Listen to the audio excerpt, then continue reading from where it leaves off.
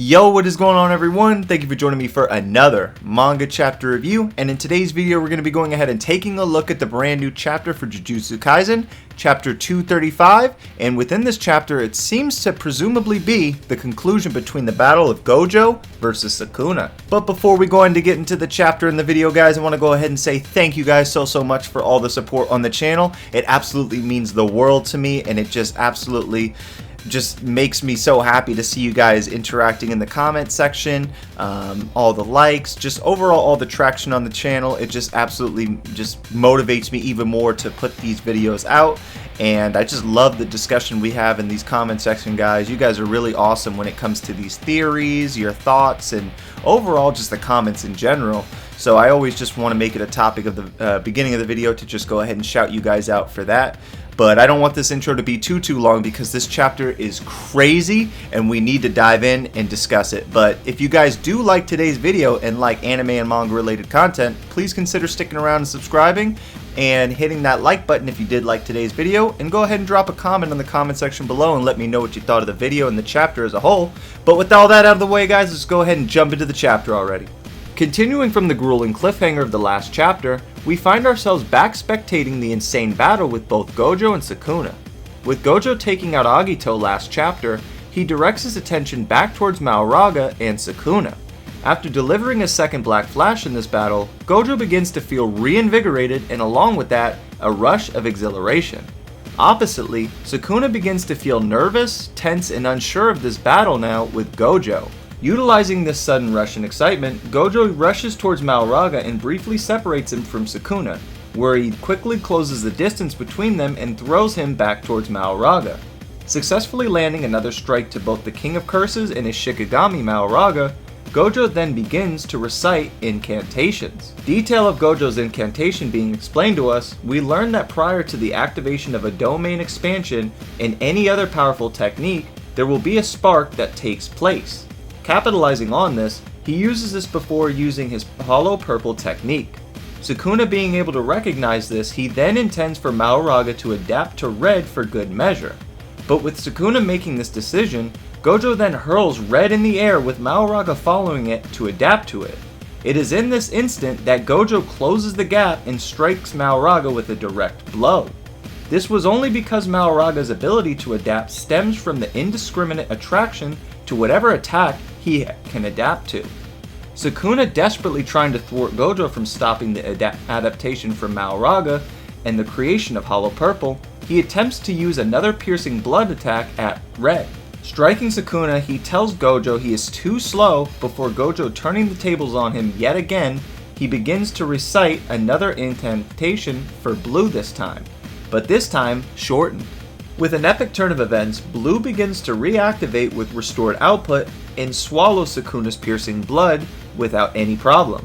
With a short transition from this battle, we see Yuta now apologizing to Kusakabe for his short-sightedness from before, stating that if he had interfered, Gojo wouldn't be able to accomplish this.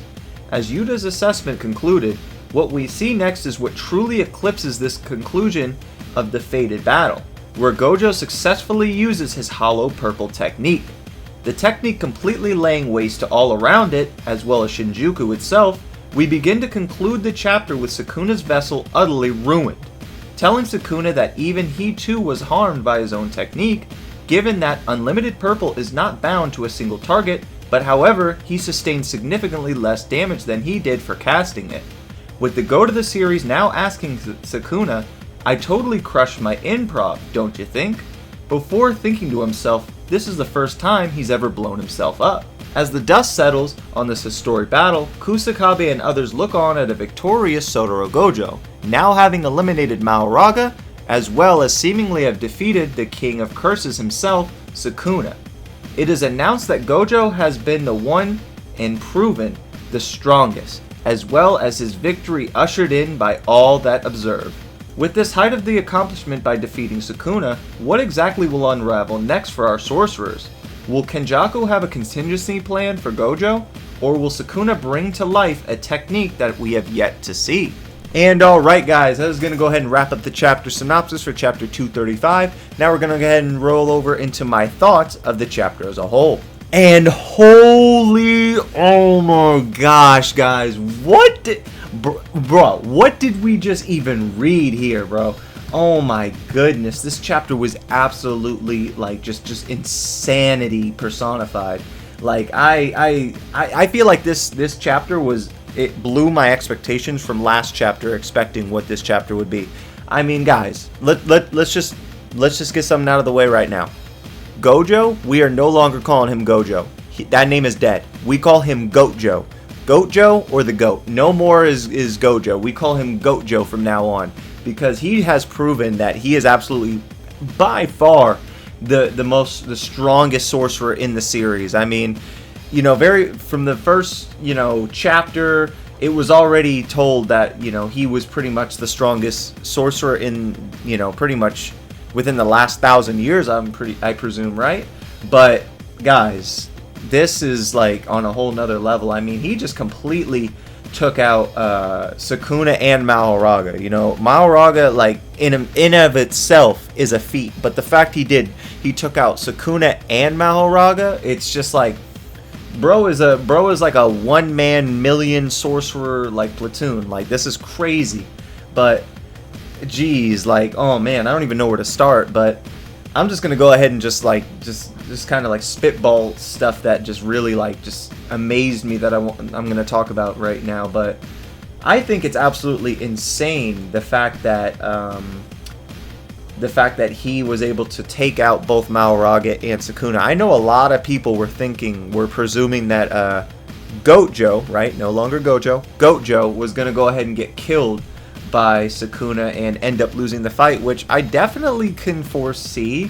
I don't know if he has a like set in stone one yet, but it definitely, you know, I don't know why, like, you know, I don't know why the narrative would be spun that, you know, he wins and then, like, you know, next chapter he just gets clapped and, you know, Sukuna's just like, haha, sorry, I had this trick up my sleeve, I had this technique up my sleeve, like this contingency plan, and you're dead now. Like, I don't think that would be like pretty, that'd be like a pretty big ass pull, right? Like, I don't think people would like that. So if anything, I can see like Kenjaku coming out of like the shadows with Urame and like some of the other special grade curses, and I can see a very similar situation Kenjaku doing that Toji did. Remember how Toji sort of concealed himself to go ahead and blindside Gojo because Toji didn't have any cursed energy?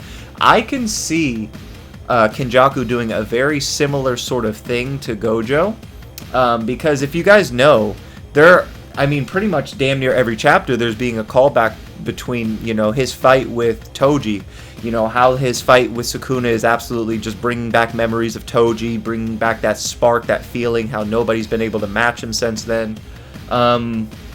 I just think it would be too good. And also, somebody pointed out in the comment section, not last video, but the video before that, how it would only make sense and push the narrative forward if Gojo were to...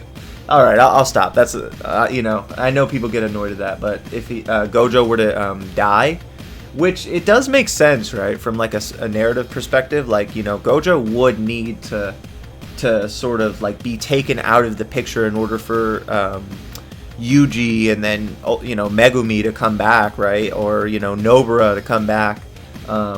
So I'm very interested to see what's going to happen next chapter. Unfortunately, Jujutsu is going to be on a break for next week, but, you know, that just builds up the hype even more for the week following. So yeah, guys, that's actually going to do it for me. I went ahead and told you guys what I thought of the chapter. I'm going to go ahead and give the chapter 100 out of 10. Absolutely amazing chapter. I might actually reread it. But yeah, I went ahead and told you guys my thoughts, my rating, as well as some theories I have for the next chapter. If you guys did like today's video, go ahead and consider sticking around, hitting that subscribe button if you do like anime and manga related content. Leave a comment down in the comment section below. Let me know what you thought of the video and what you think may happen in the next chapter. And if you did like today's video, go ahead and drop a like. It greatly helps out the video. But that's going to do it for me, guys. I'm going to go ahead and sign out here. I hope to see you guys on my next video, and I hope you guys have a great rest of your day. See ya.